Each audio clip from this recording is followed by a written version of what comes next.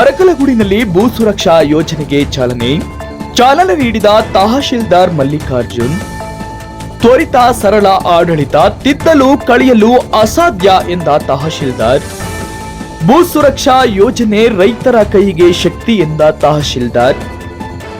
5 ಅಂಶಗಳನ್ನು ಒಳಗೊಂಡಿರುವ ರಾಜ್ಯ ಸರ್ಕಾರದ ಮಹತ್ವಾಕಾಂಕ್ಷಾ ಯೋಜನೆ.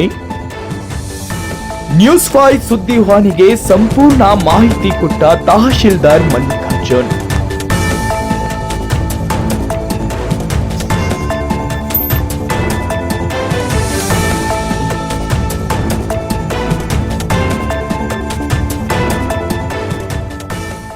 ಇಂದು ನಮ್ಮ ಅರಕಲಗೂಡು ತಾಲೂಕು ಆಫೀಸ್ನಲ್ಲಿ ನಮ್ಮ ಕರ್ನಾಟಕ ರಾಜ್ಯ ಸರ್ಕಾರದ ಪ್ರೈಮ್ ಪ್ರೋಗ್ರಾಮ್ ಭೂ ಸುರಕ್ಷೆ ಅಂತ ಹೇಳಿ ನಮ್ಮ ರೆವಿನ್ಯೂ ಇಲಾಖೆಯಿಂದ ಸ್ಟಾರ್ಟ್ ಮಾಡಿದ್ವಿ.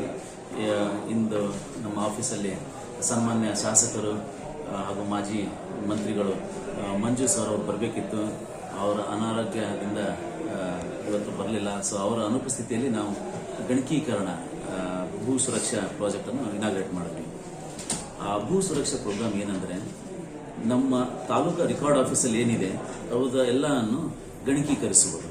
First priority category AB, second priority C&D. ನಮ್ಮ ಅಲ್ಲಿ ಇರೋದು ಡಾಕ್ಯುಮೆಂಟ್ಸ್ ಎಲ್ಲ ನಾವು 5 ಕ್ಯಾಟಗರಿಯಲ್ಲಿ ಭಾಗ ಮಾಡ್ತೀವಿ. ABCDE D ತನಕನೇ ಮಾಡಬೇಕಂತಿದೆ. ಈ 1 ವರ್ಷ ಕಾಲಾವಧಿ ಇಷ್ಟೇ. ಅದಕ್ಕೆ ನಾವು ಯೂಶಲಿ ಗಣಕೀಕರಣ ಮಾಡಲ್ಲ.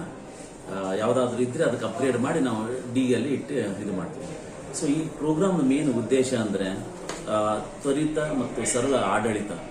ಈ ಗಣಕೀಕರಣ ಆದ ನಂತರ ಪ್ರತಿಯೊಂದು ರೆಕಾರ್ಡ್ಸ್ ಏನಿದೆ ಜನರಿಗೆ ಮುಟ್ಟಬೇಕು ಆನ್ಲೈನ್ ಮೂಲಕ ಅಂತ ಹೇಳಿ ಈ ಪ್ರೋಗ್ರಾಮನ್ನು ಹಮ್ಮಿಕೊಳ್ಳಲಾಗಿದೆ. ಆಮೇಲೆ ತಿದ್ದಲು ಕಳೆಯಲು ಅಸಾಧ್ಯ, ಪರ್ಮನೆಂಟ್ ಆಗಿ ರೆಕಾರ್ಡ್ ಇರುತ್ತೆ ನಮ್ಮ ಹತ್ರ. ಈ ರೆಕಾರ್ಡ್ ಪೇಪರ್ ಇದ್ದಿದ್ದೆಲ್ಲ ಒಂದೊಂದ್ಸತಿ ನೀರಿಂದ ಆಗಲಿ ಅಥವಾ over period of time deteriorate ಆಗುತ್ತೆ ಕ್ವಾಲಿಟಿ.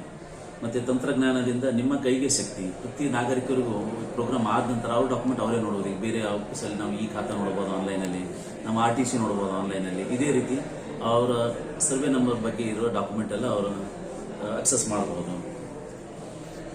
ನೇರ ಸುಲಭ ಲಭ್ಯತೆ, ಎಲ್ಲಿದ್ದರೂ ನೋಡ್ಬೋದು ಆನ್ಲೈನಲ್ಲಿ. ಆಫೀಸಿಗೆ ಬರಬೇಕಂತೇನಿಲ್ಲ.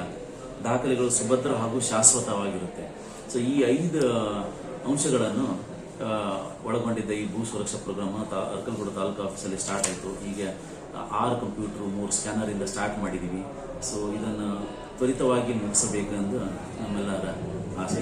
ಅರಕಲಗೂಡು ಆದಷ್ಟು ಬೇಗ ಮಾಡಬೇಕಂತ ನಮ್ಮ ಪ್ರಯಾರಿಟಿ ಇದೆ. ಇದನ್ನು ಮುಗಿಸ್ಕೊಂಡು ಜನರಿಗೆ ಆದಷ್ಟು ಅನುಕೂಲ ಮಾಡಿಕೊಡೋದು ನಮ್ಮದು ಉದ್ದೇಶ.